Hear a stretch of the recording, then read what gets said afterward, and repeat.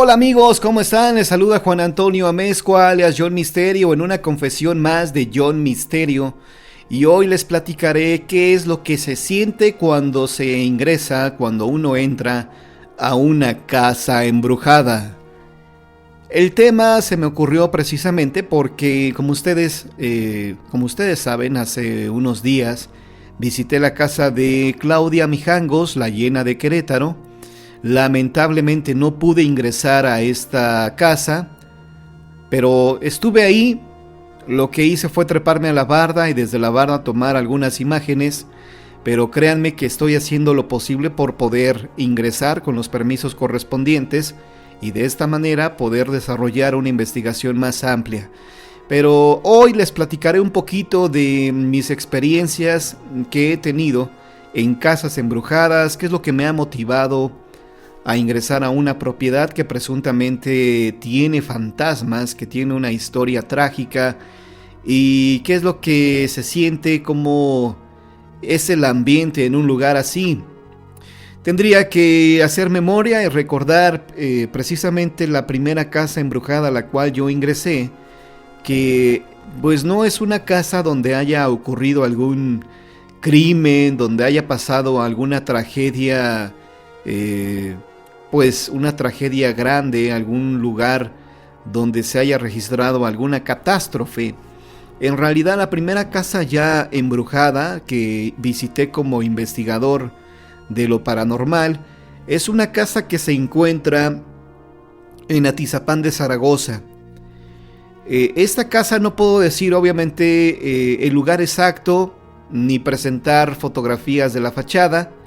Solo puedo comentar que se trata de un chalet y es una casa que llama pues poderosamente la atención porque en toda esa colonia no hay casas que tengan esta estructura del chalet. Digo, para aquellas personas que no sepan lo que es un chalet, les hago la invitación para que busquen en internet fotografías de una casa o de un chalet. ¿Cuál es la estructura? Bueno, pues ustedes se pueden dar cuenta que se trata de una casa hecha de madera que termina como si fuera un triángulo. Es rarísimo, es muy raro que alguna persona quiera tener un chalet como casa, pero existen. Hay casas que tienen esta estructura, una estructura muy peculiar y que requiere de ciertos cuidados porque es de madera. Pero sí hay casas de este tipo. Y en un chalet, en una casa similar a la que tú estás viendo seguramente en estos momentos, ocurrió esta historia. Es una casa que, repito, se encuentra en Atizapán de Zaragoza. Y yo conocí este caso gracias a un amigo de la familia, a nuestro amigo Gume, que él es cuñado precisamente del propietario de este lugar. Resulta que en una comida familiar, Gume me dice: oye Juan, fíjate que mi cuñado lo espantan mucho, fíjate que a mi cuñado se le ha aparecido una mujer de blanco en su casa, estaría bien que fueras a investigar un día de estos, etcétera, etcétera. Yo le dije: sí, con mucho gusto, cuando puedas llévame y yo voy a ir. Fuimos a la semana siguiente, fuimos a la casa del cuñado. El cuñado, un poco renuente, no estaba como que muy de acuerdo que yo estuviera ahí haciéndole preguntas de su propiedad, y ahorita les voy a decir por qué. Y resulta que en este sitio, en este chalet, antes, cuando fue construido, cuando colocaron los cimientos, los albañiles, al momento de estar sacando la tierra, encontraron unas figuras prehispánicas que seguramente ahorita te estoy presentando las fotografías reales de este lugar y de, obviamente, de estas figuras hechas en barro. Este señor obviamente tenía el temor de que INAH, el Instituto Nacional de Antropología e Historia, tenía ese miedo de que INAH se fuera a enterar de que en este lugar había que habían sido halladas algunas piezas prehispánicas, y tenía ese temor de que le fueran a quitar su propiedad, que le fueran a quitar su terreno, y que le dieran solamente 2 o 3 pesos a cambio de este. Precisamente por eso no quería que le tomara fotografías a la casa y que tampoco hiciera público su caso, lo cual obviamente al final accedió, pero con la condición de que no dijera su nombre ni el lugar exacto en donde se encontraba o donde se encuentra esta casa, porque todavía existe, hasta hoy en día todavía existe, y ahí viven estas personas.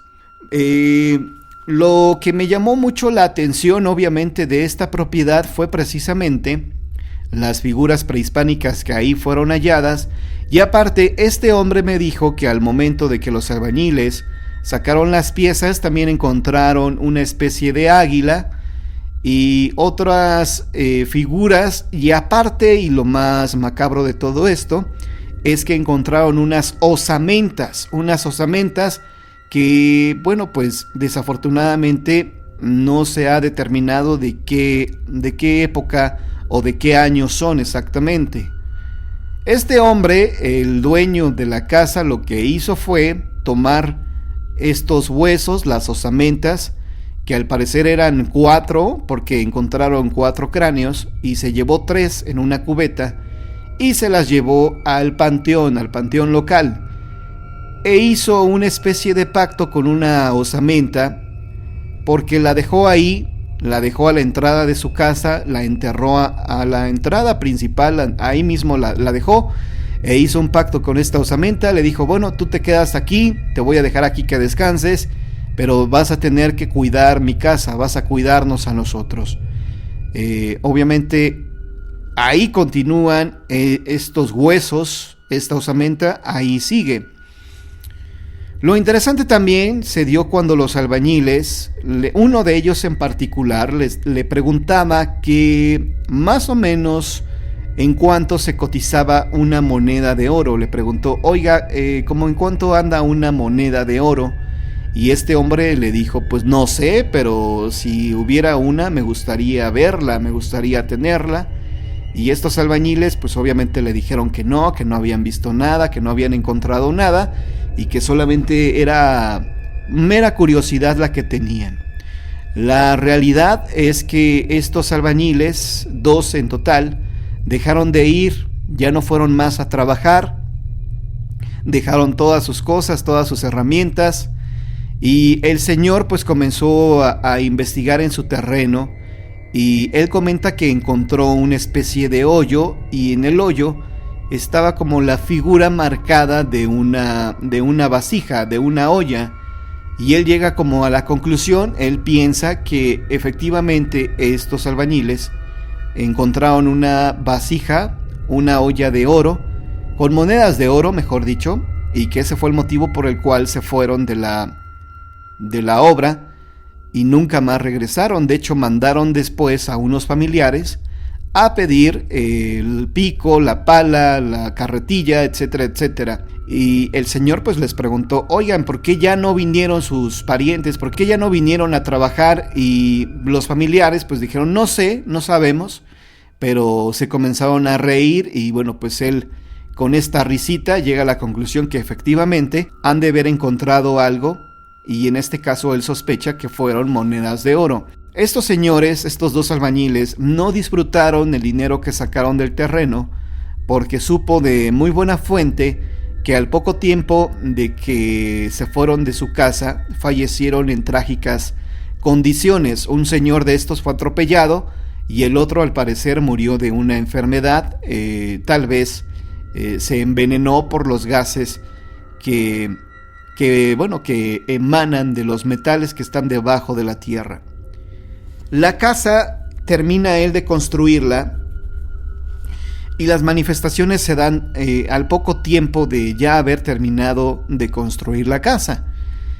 Lo que él reporta, y no solamente él, sino sus hijos, su esposa, es que ya durante la noche se aparece una mujer de blanco, y aparte la han escuchado llorar. Es el motivo por el cual sus hijos, cuando él les dice: oigan, pues ya es hora de bañarnos, vayan a prender el boiler, él comenta que sus hijos no se atreven a salir de noche al traspatio de la casa, porque les da mucho miedo de que se les vaya a aparecer la mujer de blanco, que pues no sabe en realidad de quién podría tratarse.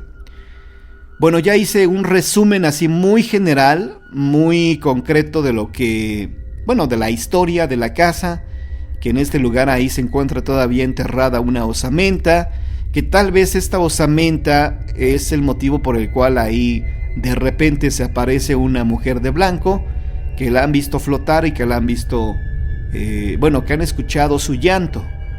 Yo acudí a este lugar, de hecho fue la primera casa embrujada a la cual yo visité, y pues no hubo alguna manifestación que pudiera captar en audio o en video. Lo que sí nos pasó, lo que pasó fue muy raro, fue muy extraño, es que mi amigo Gume y su cuñado, es decir, el dueño de la casa, y yo estábamos atrás de su casa. Atrás de la casa tiene un patio grande, es un jardín en realidad, un jardín como de unos 4 metros más o menos de ancho por unos 8 de largo.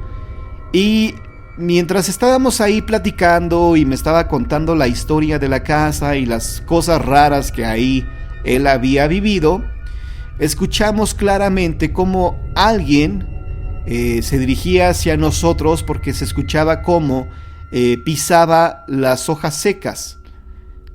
Cuando tú pisas una hoja seca, cuando hay varias hojas secas, se escucha cómo tus pies las van aplastando y hacen un sonido muy peculiar. Nosotros escuchamos exactamente ese sonido, como si alguien estuviera aplastando las hojas. De hecho, esto motivó de que dejáramos de hablar, volteáramos hacia el lugar donde se escuchaba este ruido, y no vimos a nadie. Yo pensé que se trataba tal vez de su esposa, que se iba a reunir con nosotros, pero no había nadie, pero se escuchaba el sonido de las hojas como si alguien estuviera caminando sobre ellas. Los tres nos quedamos callados y pues el señor solamente comentó: ese tipo de cosas son las que aquí pasan. Yo me quedé sorprendido, ingresé a la casa. La casa, a pesar de que tiene una bonita fachada por dentro, la verdad es que está muy descuidada la casa. Tenía, recuerdo muy bien, un foco, pero como si fuera de 20 watts o 30 watts, 40, iluminaba muy poco el foco. Y yo le pregunté: oiga, tiene muy poca luz aquí, como que no es muy recomendable que tenga la casa en penumbras. Y lo que me dijo el señor es: joven, ese foco que usted está viendo es de 100 watts, pero no sé a qué se deba o qué pase, que no ilumina, no da la potencia de los 100 watts y parecería como si fuera de 20 o de 30, pero en realidad es de 100 watts. Yo ya he cambiado la conexión, he cambiado los focos y algo no permite que ilumine más, que no ilumine con intensidad el interior de la casa. Fue algo que me llamó mucho la atención porque, repito, por afuera tendrá pues una fachada bonita el chalet, pero por dentro parece pues una casa del horror.